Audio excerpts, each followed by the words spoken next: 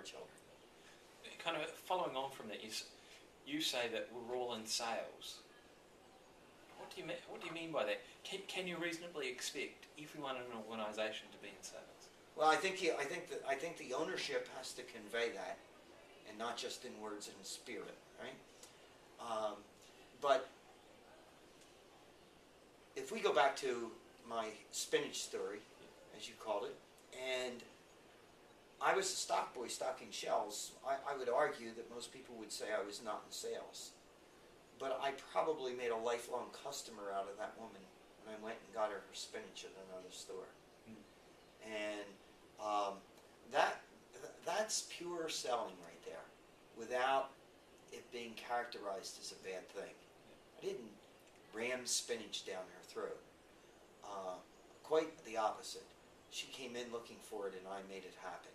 I had to go through hoops to do it, and it wasn't quote unquote my job, because I'm a stock boy. But if we could imagine having an entire company of employees that viewed their world that way. See, the people that are in the operations side of the company, quite frankly, don't have anything to do unless somebody decides they want to buy what they're doing. So wouldn't it behoove them to go the extra mile in doing things for the customer? And an awful lot of people in the operations side of the house wouldn't want to be characterized as salespeople, because this sales label has this ugly thing pictured on it. But it's not an ugly thing if it's done right. When my wife stood in for me in a trade booth once, we were short of folks, and I said, it's just a couple of us, and I need your help, and I need you to just stand here in this trade booth for a few hours. And she said, but the last thing I am is a salesperson. And I said, well, let me just show you what I want you to do, and I'll just do that for about 15 minutes, and then we'll see if you're comfortable. And she watched me for 15 minutes and said, well, gosh, I could do that. That's not selling.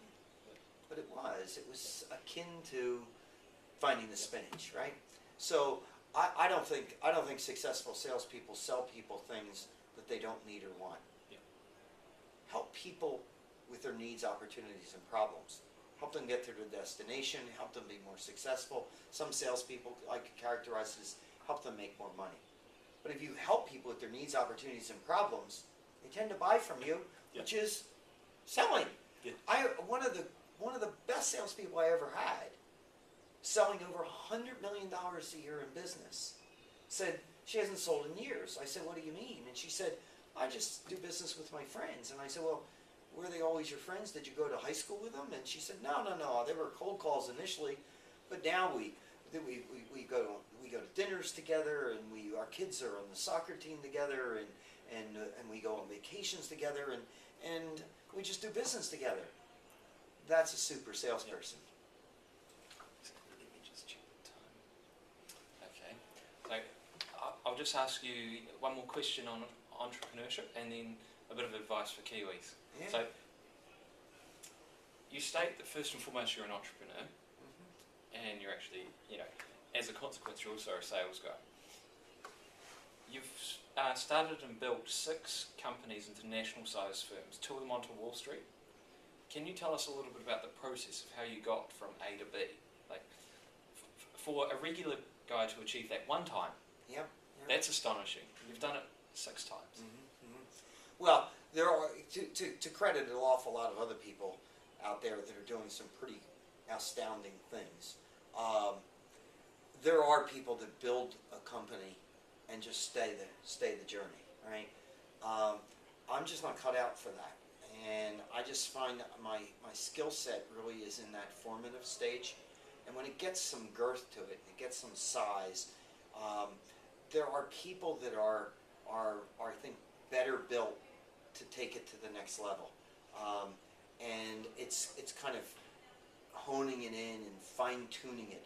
I'm the type of guy that is the serial entrepreneur that loves the blank sheet of paper, kind of gets a vision of what he wants to build, and loves 9 balls in the air all simultaneously trying to make sure none of them fall, right? Yeah. I love all the insanity. That's where I do my best work. So you need to know who you are and what your skill set is, right? So that's important. You need to know when it's your time to leave, right? And so the idea of selling something and then saying, okay, what else could we build now, right? That's always been a really joy for me. Now, I think that there's three significantly big things that I would attribute to having success at the journey of 6 company startups. One is knowing what I was trying to build, which I'm going to call vision. A smarter guy than me once said a while back, begin with the end in mind. So I worked really hard before we've even started, visualizing what it looks like at the end state, and then working my way back. So I get a tremendous amount of momentum every day when all this is in awry and 9 balls are in the air, because while everybody else is pulling their hair out, I'm living in the world that's finished. And I'm just saying, well, this is just part of the journey, and we sort this out and we get there, you know. And it's very magnetic, it's very compelling, and it's just got a draw factor to it. And what I try to do as a leader is get as many people on the team to get that vision, because that it'll serve them well doing it as well. And the day-to-day annoyances will get mitigated, right? So that's the vision is big. The second thing is key people in key spots, because quite frankly, I don't have the talent skill set to do all this stuff that needs to get done. I was educated as an accountant. I worked in the Big 8, it was called back then, and I worked for a firm called Arthur Andersen before there was an Enron that took it away, right? And yet, I wouldn't even begin to consider thinking about filing my tax return. I wouldn't consider doing the books in any of my businesses, because I know what needs to be done, but I'm not the best guy there for that job. And I'm certainly not the best guy with the operational side of the house. I can go over to that sales side of the house, but if I did, I would be, I think, damaging some of the special skill that I have at that entrepreneurial level. So I like to hire a person to do that. So key people in key spots is essential. And then the trump card. And the trump card is culture. And culture is how the company breathes. How does it live day in and day out? Every time we go into a company, anybody, you can sense what the culture of that company is like very, very quickly. You can smell it. And so my question is to business leaders is, who owns that culture? Who's building it? Who's designed it? And the majority of firms, unfortunately, don't spend any time or near enough time on that. And it's recognition systems and communication systems, and it's getting the heart of people, and it's making it fun. I've had the opportunity to tour at Zappos on several occasions, and they do 4 tours a day for free. They're an hour each time, and they're just outside of Las Vegas. I tell everybody, bring a camera. It's like a fun house. It's like a fraternity party on steroids. It's just, people there would rather be there than doing anything else. And that's called work. And it's fun. It's amazing. And when you have an employee base that views coming to work as fun. How about this?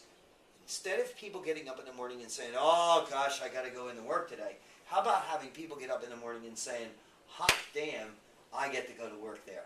Because if you could create that, you would have a competitive, sustainable advantage. And that's called culture. So when I look at building businesses, I say, you know what I need to do? I need to get 3 things right. I need to get the vision right, I need to get the key people in the key spots, and then I need to make sure that it's a fun place. Wow. So if I were to look at my world in the rearview mirror of 6 businesses, I would tell you I was a cheerleader. And that's a pretty cool deal. It is pretty sweet. You know, I'm a 61-year-old guy. Yeah. And if I were sitting around high school graduation, talking with my mates and saying, well, what are you going to do when you grow up? And what are you going to do when you grow up? And if I were to sit there and say, well, I'd like to build companies and then sell them. I'd like to build several, sell them for a lot of money, and when I'm in those companies, day in and day out, I'd like to be the cheerleader. I think they all would have looked at me like I was just bonkers. And that's exactly what I've done. It's amazing.